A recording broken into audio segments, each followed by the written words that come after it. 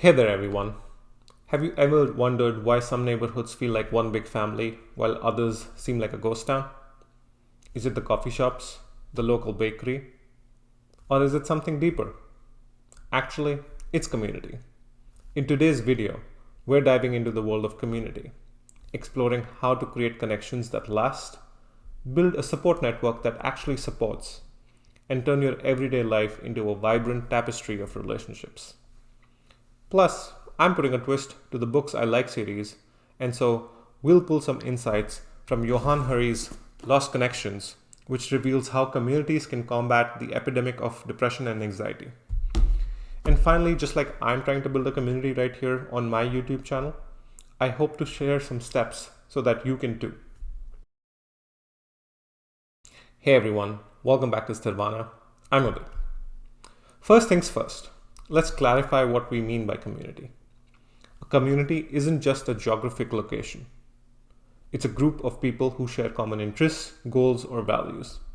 It could be your neighbors, your online gaming squad, or even that book club you keep saying you'll join but haven't quite yet made it. We all have that friend, right? One thing to know about me is that I love pizza. So I'm going to use that as an analogy to explain what I mean here. Imagine a community like a pizza. It's made up of different toppings, each one unique, but together they create something delicious. Without one topping, it's just not the same.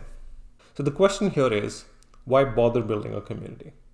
Well, let's look at some of the benefits that I see. The first one is the support system. We all hit rough patches, whether it's a bad day at work or a global pandemic. Having a community means you have a network to lean on. They become your cheerleaders when you need that extra push or just someone to listen. In Lost Connections, Johann Hari argues that many of our struggles with depression stem from disconnection. Disconnection from friends, from family, nature, and meaningful work. The more we isolate ourselves, the heavier that weight becomes on our shoulders. Community acts as a buffer against these feelings, providing a safety net when life gets tough. That's exactly what I hope to cultivate with this YouTube channel, creating a space where we can all lean on each other. The second benefit I see is that of shared resources. Ever needed a tool but didn't want to buy it? Enter your community. Sharing resources like skills, knowledge, and even physical tools can save everyone time and money. Plus, you get to bond over how no one can ever find the right trench. The final benefit I see here is that of collective growth. Communities can uplift each other. When one person thrives, it often has a ripple effect.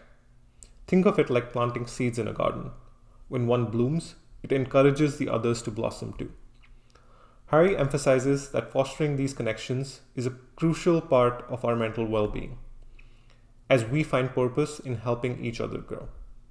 And that's a big part of what I'm trying to do here as well. Encourage growth and connection among all of us. So alright, now that we know why community is important, let's dive into the key elements that make up a thriving community. The first one is that of common purpose. It's essential for a community to have a shared goal or interest. Whether it's about promoting sustainability, supporting local artists, or just having fun. Having a purpose in a community keeps everyone motivated. Think of it as a group project in school. If everyone is working towards the same grade or pizza party, it's a lot easier to stay engaged. Second point here is that of communication. Open lines of communication are vital. This means creating spaces where people feel comfortable expressing their ideas and concerns, be it through social media, forums, or even community events. It's like texting your best friend. You can't just ghost them for weeks and expect everything to be fine.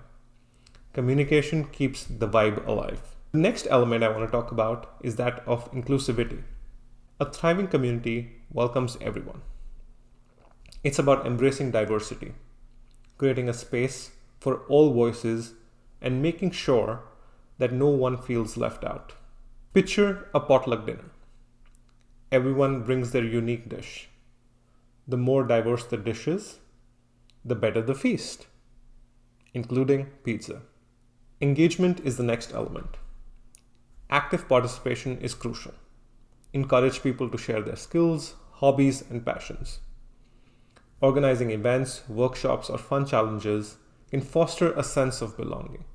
You might even discover hidden talents in your community, like the guy who can juggle flaming torches while reciting Shakespeare, or the guy who can actually flip pizzas while making them.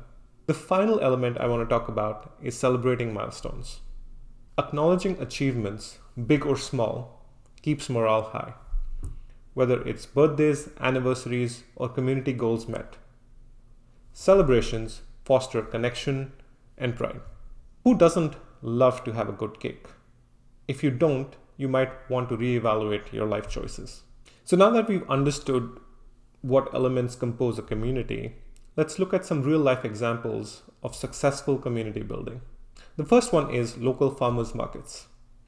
These are more than just places to buy fresh produce. They create a hub for local farmers and artisans to connect with the community, share stories, and promote sustainable practices. Plus, who doesn't love a good organic tomato? The next example I have is that of online communities. From gaming forums to parenting groups, online communities offer support and connection regardless of geography. They create a safe space for discussion, advice, and even some good old memes. Neighborhood cleanups are another example. Many communities come together for cleanup drives, beautifying their neighborhoods while fostering teamwork and camaraderie. Nothing brings people together like picking up trash, said no one ever. But hey, it works. Art and cultural festivals are another example. These events showcase local talent, celebrate diversity, and create a sense of pride within the community. Plus, they're a great excuse to eat all the food. And finally, book clubs. Whether virtual or in person, book clubs foster discussion and a lot of engagement. You get to bond over your love of literature while occasionally arguing about which character is the best. Now that we've explored some successful examples, let's talk about how you can build your own community. Here are a few steps that I have thought of. The first one is to identify your passion. What gets you excited? Is it fitness, art, environmental issues, or just hanging out with like-minded people? Define what your community is about. The next step would be to start small. You don't need 100 people to make a difference. Start with a few friends who share your passion. Host small gatherings, discussions, or even activities to test the waters. The next step would be to use social media wisely. Create a Facebook group, an Instagram account, a Discord server, or even a YouTube channel like me to connect with others that share the same passion. Share ideas, plan events, and encourage engagement on all of these platforms. Next one would be to plan fun activities. Organize events that bring people together. Think about potlucks, workshops, or even casual game nights. Keep it lighthearted and fun. My next suggestion would include being open and approachable. Welcome new members with open arms. Create an inviting atmosphere where everyone feels comfortable sharing their ideas and opinions. And finally, keep evolving. As the community grows, be open to change, listen to feedback, and adapt. Your community should be a living, breathing entity that evolves with its members. So there you have it. Building a community isn't just about gathering people.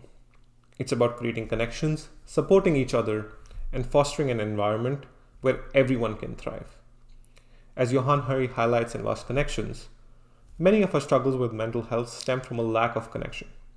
By building stronger communities, we not only uplift ourselves, but also those around us. Hari reminds us that disconnection can lead to feelings of depression, anxiety, and isolation.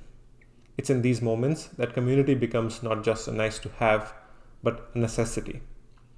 It's about creating spaces where we feel seen, heard, and valued. That is the vision I have for this channel as well. So whether you're starting a community around your love for knitting, vintage car restoration, or competitive pizza eating, you do you.